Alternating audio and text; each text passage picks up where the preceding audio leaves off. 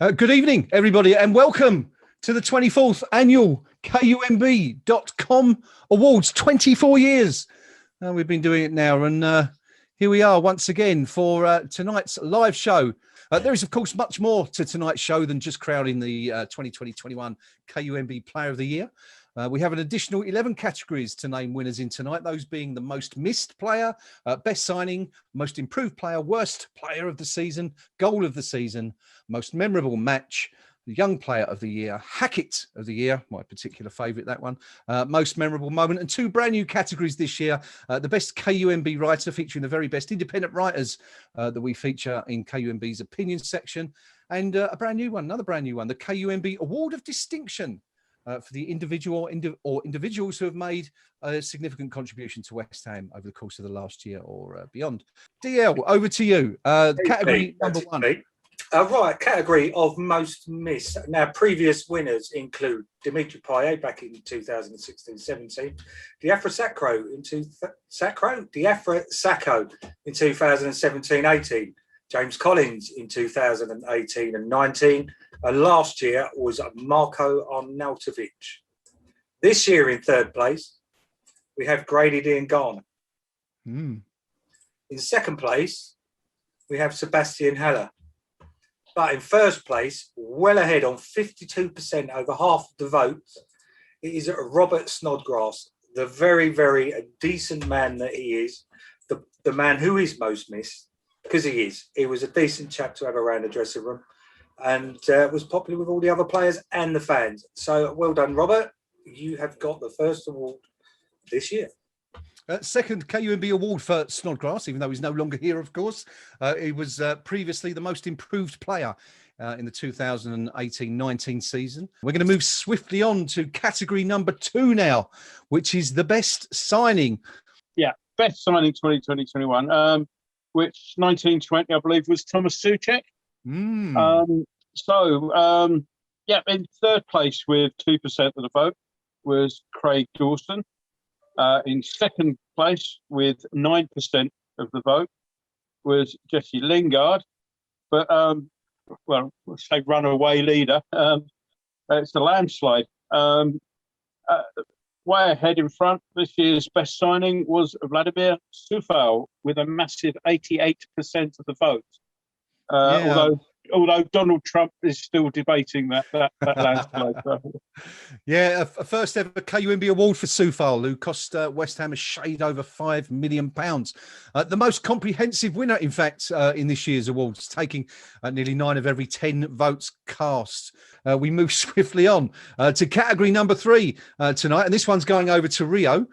It is for the best, it's a brand new one. It's the best KUMB writer. Now, this is a category which will give perhaps long-awaited recognition to some of our long-standing KUMB contributors. Okay, so in third place was John Simkin, who picked up 9% of the awards. In runner-up was Paul Walker with 36% of the votes. But the winner, by a slight margin, 43%, Preview Percy. Congratulations, you old gits. Yeah, brilliant stuff. Preview Percy, who of course went to YouTube this year, having been writing his previews for many years.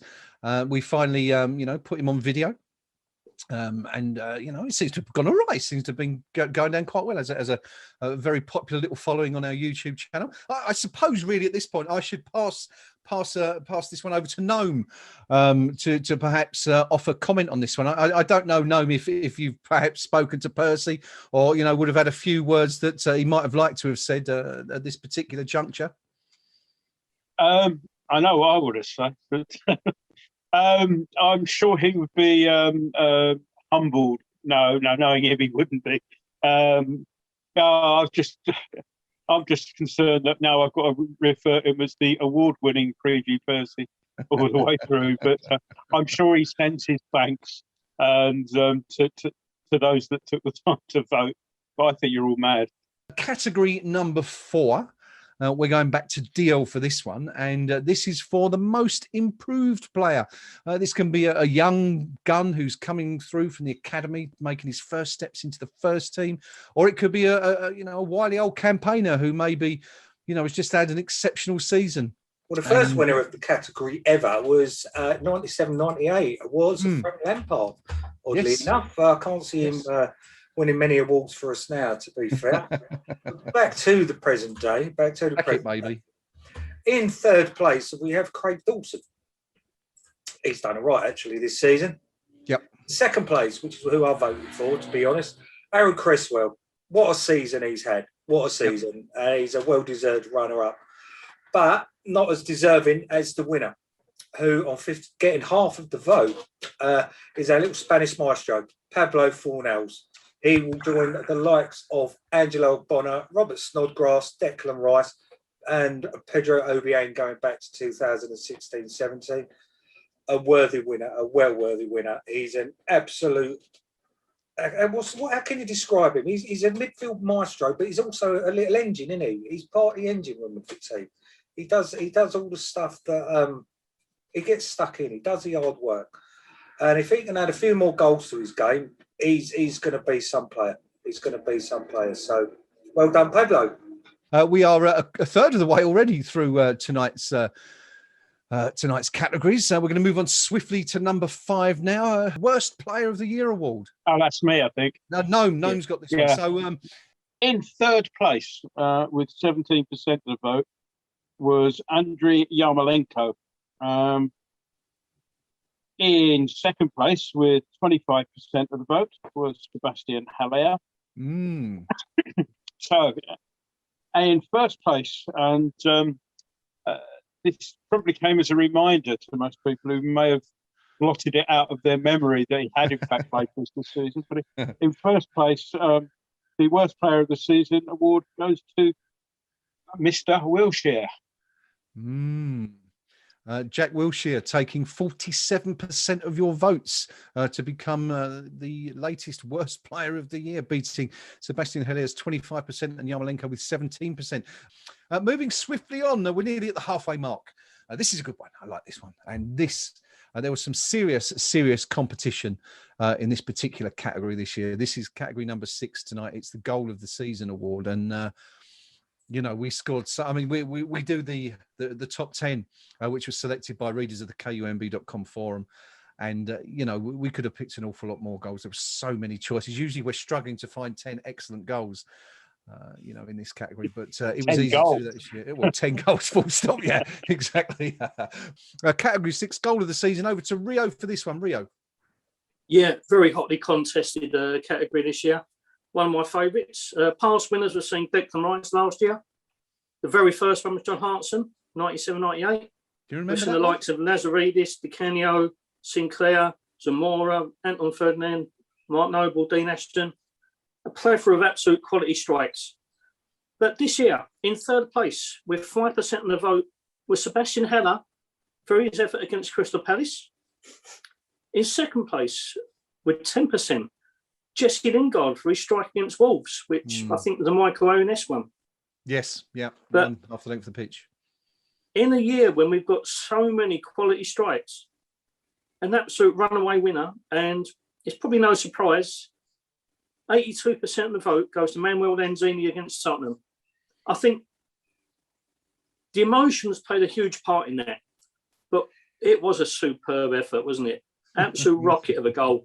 And yeah, a thoroughly deserved winner. Absolutely quality goal and a quality moment of the quality season.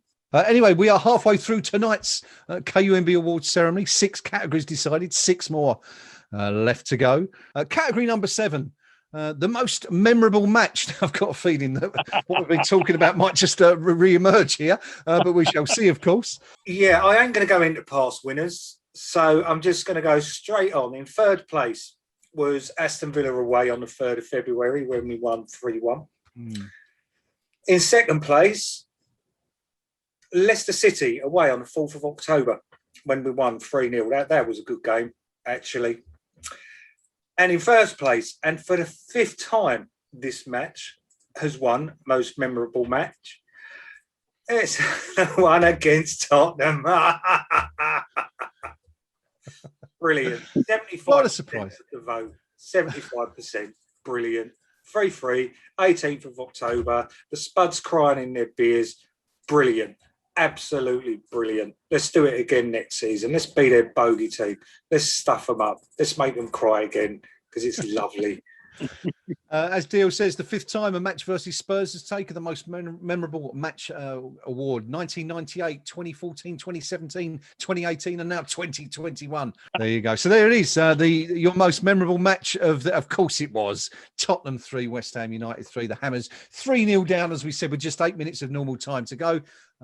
Pulled it out of the fire and never looked back after that. This one is Gnome, who's going to give us the results of this one, and it's for Young Player of the Year. Before anyone asks, to be eligible to take part in this particular award, you have to be 21 or younger at the start of the season. So even if you're 22 on the second Saturday, you can still take part in this one. Gnome, category number 8, Young Player of the Year. The results, please. Yeah, in 3rd place was Adamipo Odebeku with a 3% of the vote. 2nd place with 25% of the vote was Ben Johnson. Runaway winner, and as I say, I wasn't quite listening to the qualification rules, but I suspect he won't qualify next year. Runaway winner, 72% of the vote, none other than Declan Rice. Declan Rice picking up the Young Player of the Year award for the 4th consecutive season. Won it in 17, 18, 18, 19, 19, 20. As Gnome rightly says, he will not be eligible for this category anymore. This was the last year he could have won it, being 22 back in January. Category 9 we're going to move on to now, which is, I always like this one, Hackett of the Year. Named, of course, in memory of Keith Hackett, the referee that sent off Tony Gale in that infamous FA Cup semi-final against Nottingham Forest. Basically, it's an award for the biggest villain of the year. Hackett of the Year, Rio, please. Okay, hotly contested as per usual, but the top 3 are in 3rd place with 14%, Jim White. In 2nd place with 19%, our erstwhile frugal chairman, Mr. David Sullivan. But the runaway winner, and the first time he's ever won this, surprisingly enough, with 47% of the vote, Mr. Mike Dean. Hey, Mike Dean, of course, the referee who sent off Thomas Souček memorably after clashing with Alexander Mitrovic of Fulham at Craven Cottage that day. The question, I think, Rio, is how has Mike Dean never won this before? Well, if you looking back at the past winners, there's been some tough competition, and it's hard to see how he could have broke into that, to be honest. He's the first referee to ever win it. It's remarkable. I know I'm probably reaching for his heart tablets at the moment, hearing that news, but yeah. I can't think of a more deserving winner of an award this evening. The bloke should not be refereeing professional football matches. Simple as that. Category 10, which DL is going to bring us, Yes, cool. is your most memorable moment of the 2020-21 season. In 3rd place is 6th consecutive January wins. That was on 10% of the vote. In 2nd place, which is really good, Kufal tells Frederick not to apologise to Grealish. And in 1st place, with 53% of the vote, which is where I also voted, qualifying for Europe in the league for the first time in Christ knows how long. 53% of the vote, 53% of you felt that qualifying for Europe, that final day win against Southampton, was the most memorable moment of the season. I suppose, you could encompass quite a few things with that, couldn't you, DL? But, as you said, to finish 6th, having almost, been relegated the season before was just remarkable, wasn't it? It was remarkable. And what's even more remarkable is I think some of us were disappointed we never got those extra 2 points to put them at 4th. Yeah. Because I know I was. We could have done it. We were so close. We could have done it. But that's for another day anyway, because that could turn into a long discussion, the Wares and the Wi-Fi. Just celebrate. We're going on a European tour next year. How great is that? Category number 11. Now, this is the big one. The KUMB.com Player of the Year. Been won by some fantastic players since 1997. John Hartson was our first ever recipient of this award. Steve Lomas, Paolo Di Canio, Stuart Pearce, Joey Cole. The list is, goes on and on. Some brilliant players have picked up this award. The reigning champion here is Declan Rice. And he's been in with a shout again. And I've got to say that up until this morning, there was still no clear winner in this category. It's a 3-horse race and it could have gone any way. So let's find out who's actually picked the other two and everyone else to the post. Going over to Gnome for this one. Gnome for the results of the big one, the KUMB.com Player of the Year for 2020-21. Yeah, well, it obviously evened out. The scores evened themselves out, and we did have a just about clear winner in the end. But in third place, with 25% of the vote, was Declan Rice. In second place, with 34% of the vote, was Vladimir Sufal. And the KUMB.com Player of the Year for 2020-21, it's a Czech one too, Thomas Souček, who won by 1% over his compatriot with 35% of the vote. Thomas Souček, following up his best signing award from last year to become the 22nd, I think, different KUMB.com Player of the Year. What a fantastic season he's had. What a player he's been for West Ham. Deserved winner for you? Yeah, I don't think anybody could have argued with any of those three had they won. And it just shows what a good first team we've got when we've got everybody all fit and up and running. Well done to him. He's still fully deserved. Would have liked to have seen his other mate get it, but no argument again from me. Well deserved. It's so great to see so many deserving candidates, because on the pitch, a lot of players have given their all and they've absolutely shone and they've made us really proud this season, and I'm delighted to see that. So there you go. The your Player of the Year for 2021, Thomas Souček, just pipping Sufal to the title. 35% to 34%. It really was so close. But anyway, we have one more, as I said, one more category to bring you the result on, and that is for a brand new one. It is the KUMB Award of Distinction, which is, as I said, a brand new category specifically designed for the individual or individuals who've made a significant contribution to West Ham United Football Club. To find out who that is this year, I'm going to pass you over to Rio. So Rio, who is the first ever winner? Please bear with me, ladies and gentlemen. They've given the task of doing this rather lengthy, for me, announcement to the person who speaks the littlest and doesn't say a lot normally. So if I stumble my words, I do apologise. But it's been a fabulous season for West Ham. Although he hasn't been mentioned so far, little of this would be possible without the contribution of a certain manager, Mr. David Moyes. The Messiah took a team that has narrowly escaped relegation last season to the verge of the Champions League, in what amounted to be an extraordinary contrast in fortune. And so, with great honour and great celebration, David Moyes is the thoroughly deserved winner of the first ever KUMB Award of Distinction. There it is, David Moyes, the deserved. I think, come on, we'd all agree with that, wouldn't we? The first time he was appointed, no one was happy with it. The second time, even less so. But he's recruited well. As we've mentioned numerous times throughout the night, he has galvanised this squad. He's brought everyone together. He's brought a work rate, work ethic, which every West Ham fan loves to see. At times we play with no little flair. We play on a counter-attack with pace, verve and intent. At times we're an absolute joy to watch.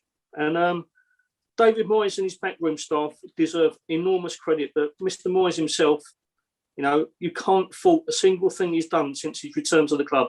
What we've seen this season is the benefit of us having a team moulded by David Moyes, as opposed to one where he's come in to try to sort of bail out somebody else's mess. And it showed. And Rio said when he first signed, nobody was happy about it. I'll put my hand up. There's video out there of me saying so on telly. Totally and utterly wrong. He's proved me wrong, and I've never been so glad to be proved wrong. New Year's Day last year against Bournemouth.